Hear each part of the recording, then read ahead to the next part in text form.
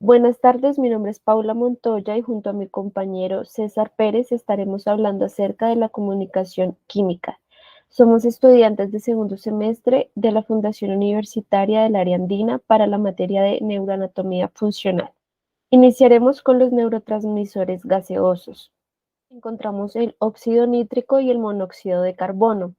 Estos neurotransmisores pertenecen a los gases solubles y es importante destacar que han sido descubiertos recientemente y se caracterizan por no actuar igual a los demás neurotransmisores.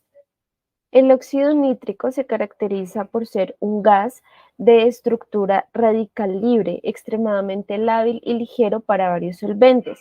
Se encuentra en diversas partes del cerebro, sin embargo, tiene una mayor concentración y presencia en el bulbo olfatorio y en las células granulosas del cerebro.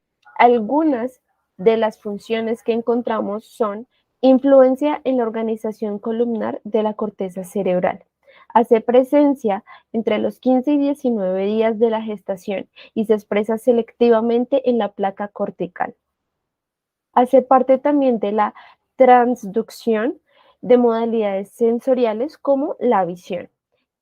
Actúa como neurotransmisor en el sistema nervioso periférico, en las fibras nerviosas no adrenérgicas, no colinérgicas, mediante funciones gastrointestinales y genitourinarias. Además, actúa como neuromodulador, interviene tanto en la memoria y aprendizaje como en el ciclo de vigilia y sueño y en prevenir enfermedades como el Alzheimer y el Parkinson. Dentro de los síntomas asociados a su exceso o su déficit, encontramos que en un exceso participan el padecimiento de enfermedades neurodegenerativas y algunas formas de neurotoxicidad. En los trastornos asociados encontramos que un exceso está asociado a las enfermedades como el Parkinson y la demencia del Alzheimer y el trastorno depresivo mayor. Los fármacos relacionados se encuentran nitratos orgánicos, como lo es la nitroglicerina, los nitritos orgánicos, que puede ser inhalante antianginoso, nitrito de amilo, e incluso la misma inhalación del gas. Continuamos con el monóxido de carbono.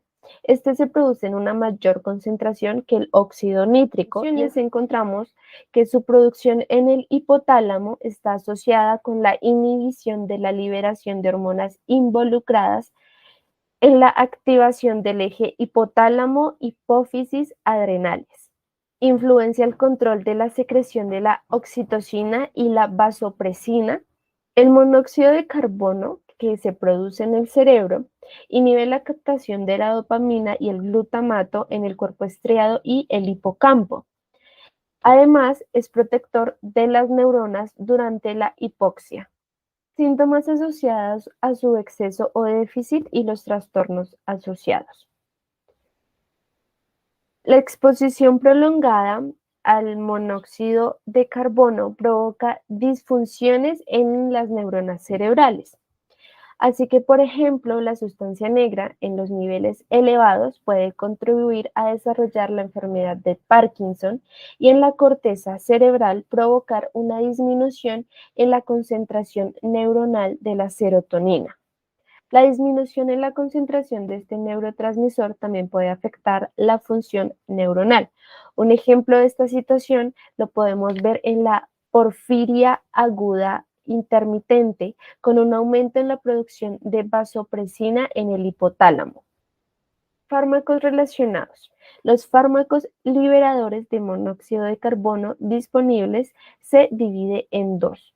Primero, complejos liberadores de monóxido de carbono que contienen metal como rutenio, manganesio, renio, molibdeno, etcétera, para transportar el monóxido de carbono. Y segundo, los sistemas que están libres de metales.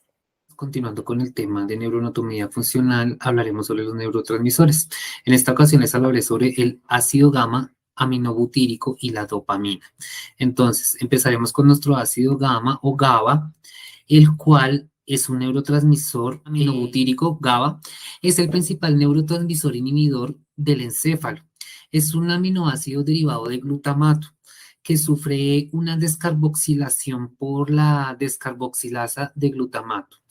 Después de la interacción con sus receptores, el GABA es bombeado activamente a las terminaciones nerviosas y pues ya es metabolizado. La glicina, que es parecida al GABA en tema de acción, está presente sobre todo en las interneuronas de la médula espinal, que son pues las células de Renshaw, y en los circuitos que relajan los músculos antagonistas. Estos receptores se clasifican como GABA, activador de los canales de cloruro, y GABAP, que es el potenciador de la formación del campo. Entonces, cuando hablamos de fármacos relacionados, vemos que los receptores de tipo GABA son el punto de acción para diversos fármacos neuroactivos, que incluyen las benzodiazepinas, los barbitúricos, pricotoxina, mucimol. Los receptores de tipo GABA son activados por baclofeno, utilizado para el tratamiento de los espasmos musculares. Como ejemplo, vemos pues lo que sería la esclerosis múltiple. Los síntomas asociados a su déficit o exceso y trastornos asociados, un exceso de GABA puede dar lugar a fallos respiratorios y pues llevar a la muerte de la persona. Algunas de las enfermedades más frecuentes por estas alteraciones pues, están la ansiedad, la epilepsia, la depresión y la esquizofrenia. La dopamina es otro neurotransmisor que interactúa con los receptores de algunas fibras nerviosas periféricas y de muchas neuronas centrales. Ejemplo, pues en la sustancia negra, en el mesencéfalo, en el área tegmental ventral y en el hipotálamo. La dopamina experimenta un bombeo activo que es de recaptación en la terminación nerviosa.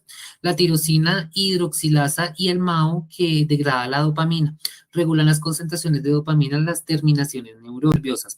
Los receptores dopaminérgicos, que son el D1, D2, el D1 activa las enzimas adenil ciclasa y el D2 inhiben la enzima adenil ciclasa. Vemos unos síntomas asociados a su déficit, igualmente al exceso y a los trastornos asociados. Receptores de 3 y de 4 que tienen parte del control del pensamiento, limitando los síntomas negativos de la esquizofrenia. La activación de los receptores D2 controla el sistema extrapiramidal. Entonces, vemos un fármaco relacionado como lo es el ropinirol, que tiene alta afinidad por el receptor D3. Representa una actividad intrínseca a través de la activación de los receptores D2. También a esto hemos asociado algunas patologías como lo es la enfermedad del Parkinson. ¿Por qué? Porque hay una desaparición de las neuronas dopaminérgicas pertenecientes a la porción compacta que está en la sustancia negra de otras zonas, con reducción de las concentraciones de dopamina y metancefalina. ¿Esto qué va a hacer? Que el paciente empiece a presentar sintomatología de Parkinson, como puede ser la ausencia de conciencia en espacio y tiempo, los temblores e inclusive la pérdida de la memoria. Vemos también el síndrome neuroléptico maligno, donde hay bloqueo de los receptores dopaminérgicos D2 por los fármacos, más que todo por los agentes antipsicóticos. Entonces, esta enfermedad se puede desarrollar cuando un paciente consume algún antipsicótico y de pronto se le retira de inmediato. Esto puede generar la aparición de este síndrome neuroléptico. El tratamiento con un agonista D2, como la bromocriptina, revierte la neurotransmisión alterada. Pero hay que tener en cuenta que si esto no se trata a tiempo, no es para nada reversible.